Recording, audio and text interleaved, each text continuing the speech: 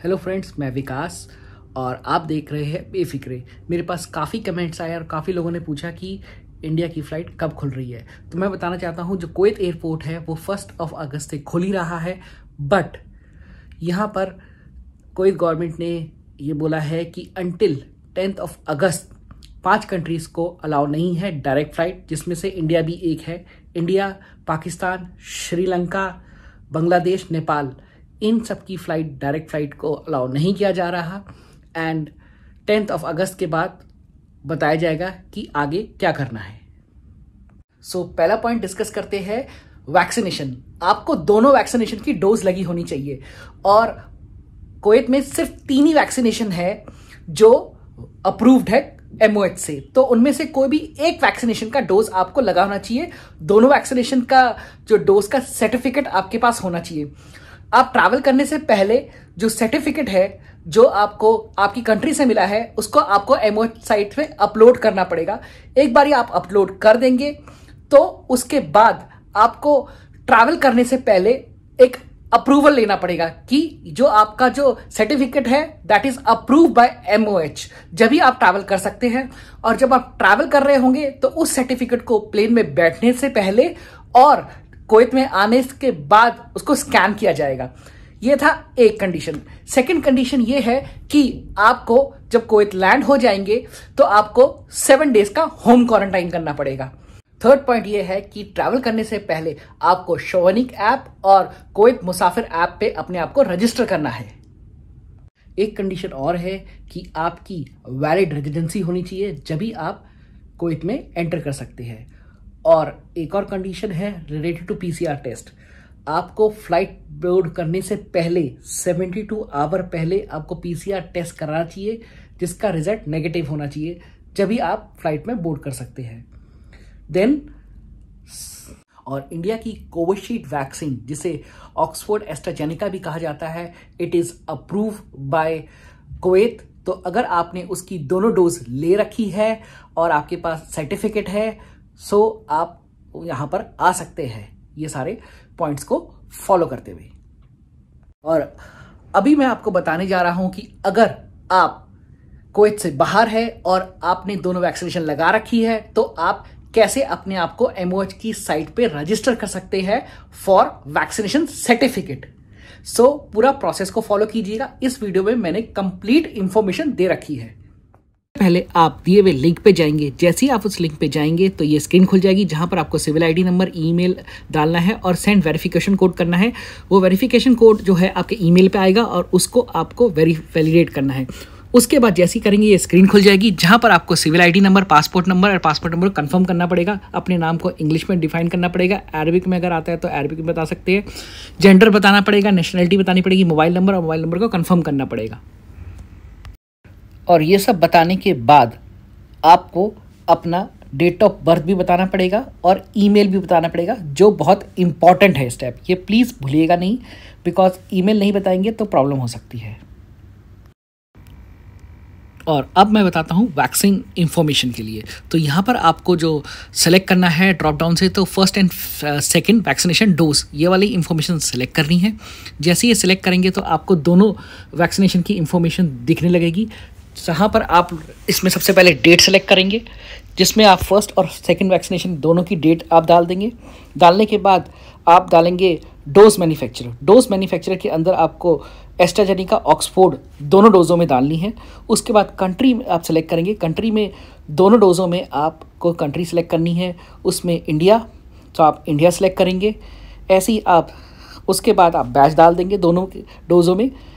जैसे ही आप बैच डाल देंगे ये आपकी इंफॉर्मेशन कंप्लीट हो जाएगी। अब यहाँ देख रहे हैं आप, मैं दोनों में, दूसरे वाले में भी इंडिया सेलेक्ट कर रहा हूँ। इंडिया सेलेक्ट करने के बाद मैं सेकंड डोज का भी बैच डाल दूंगा। बैच डालने के बाद अब आती है इंफॉर्मेशन हमारे सर्टिफिकेट को कन्वर्ट करने की, और दोनों सर्टिफिकेट को कंबाइन करके जो उनकी होनी चाहिए साइज़ वो 500 तक होना चाहिए। तो आप इस स्टेप को अगर फॉलो करते हैं तो आप अपने इंडिया के दिए गए दोनों सर्टिफिकेट को आप कंबाइन करके उसको 500 MB से बराबर कर सकते हैं, जिससे कि जब आप अपलोड करेंगे तो उसमें कोई प्रॉब्लम नहीं आएगी। आपको ये स्टेप्स को फॉलो करना है जो मैंने फॉलो किए हैं, और जो इमेजेस है उनको जेपीजी में सेव करना है। अगर आप इनको जेपीजी में सेव करते हैं तो बड़ी easily without destroying the QR code आप इसको ईजिली अपलोड कर सकते हैं। सो यही स्टेप्स को आप फॉलो कीजिए, और जिस तरीके से मैं कर रहा हूँ वीडियो में दिखाया है, इन दोनों को आप फॉलो करके करेंगे। और ये कॉम्बिनेशन, ये देखिए मैंने दोनों को कंबाइन करके एक PDF बनाने की कोशिश की है। तो इससे क्या होगा, दोनों को मैं कंबाइन कर दूंगा और साइज भी कम हो जाएगा। सो ये एक बेनिफिट रहेगा जिसमें आपका कोई भी डेटा डिस्ट्रॉय भी नहीं होगा। और जब आप अपलोड करेंगे MOH की साइट पे तो आपका QR कोड बिल्कुल परफेक्ट आएगा। सो कई बार हमने देखा है कि लोग इसको इस तरीके से फॉलो नहीं करते, तो उनका QR कोड स्कैन नहीं होता और वो प्रॉब्लम हो जाती है। और जब वो MOH की जो साइट पे अपलोड भी कर देते हैं तो उनका QR कोड अगर सही नहीं है तो वो उनका अप्रूवल नहीं आएगा। तो ये बहुत इंपॉर्टेंट है कि आप ध्यान दें कि जब आप अपलोड कर रहे हैं तो आपका QR कोड स्कैनेबल हो। अगर वो स्कैन नहीं है तो वो MOH की साइट पे अपलोड होने के बावजूद भी अप्रूव नहीं होगा।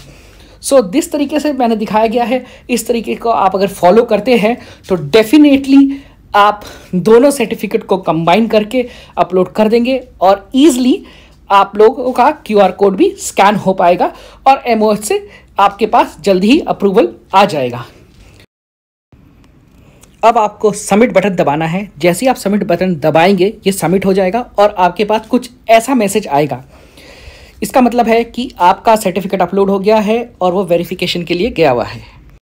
और अब मैं आपको बताने वाला हूं कि एक इंडियन गवर्नमेंट ने बहुत अच्छी सर्विस शुरू करी है, how to validate your vaccination QR code. ये इसलिए करी गई है कि काफ़ी फ्रॉड हो सकते हैं, कुछ लोग गलत सर्टिफिकेट बना के आपको दे सकते हैं फ्रॉड करने के लिए। तो उसको क्रॉस चेक कैसे किया जाए, सो मैं आपको बताने वाला हूं एक लिंक। उस लिंक पे अगर आप जाते हैं तो आप अगर इंडिया में आपने दोनों डोज लगा रखी है और उन दोनों डोज के सर्टिफिकेट पे QR कोड है, उसको आप वैलिडेट कर सकते हैं और आपको पता लग सकता है कि जो आपके पास सर्टिफिकेट है वो जेन्युइन है। जब आप इस लिंक पे जाएंगे तो कुछ इस टाइप की स्क्रीन आपके मोबाइल पे खुलेगी। आपको ये वैलिडेट पे क्लिक करना है। क्लिक करने के बाद आपको ये QC वाले पे क्लिक करना है और आपको अपने फर्स्ट डोज के बारकोड को स्कैन करना है। आपकी डिटेल आ जाएगी, इस तरीके से आपकी सारी डिटेल आपको दिखेगी। उसके बाद आपको सेकंड वाले आपके सर्टिफिकेट के QC कोड को वैलिडेट करना है, तो ये बताएगा आपके दोनों जेन्युइन हैं।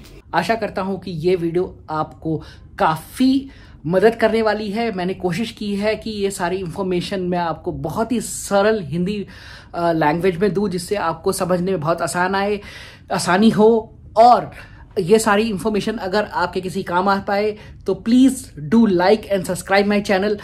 हम देख रहे हैं कि आप लोग हमारे वीडियोस को बहुत लाइक कर रहे हैं। मैं चाहता हूं कि प्लीज़ आप इस चैनल को लाइक करें, सब्सक्राइब करें, जिससे कि हमें और मोटिवेशन मिले और हम इस तरीके की इंफॉर्मेटिव वीडियोस बनाते रहें। और अगर इस वीडियो से रिलेटेड अगर आपके कोई भी सवाल है, आप उसको कमेंट बॉक्स में लिख सकते हैं। मैं पूरी कोशिश करूंगा उनके जवाब देने की। So please do subscribe my channel and like it.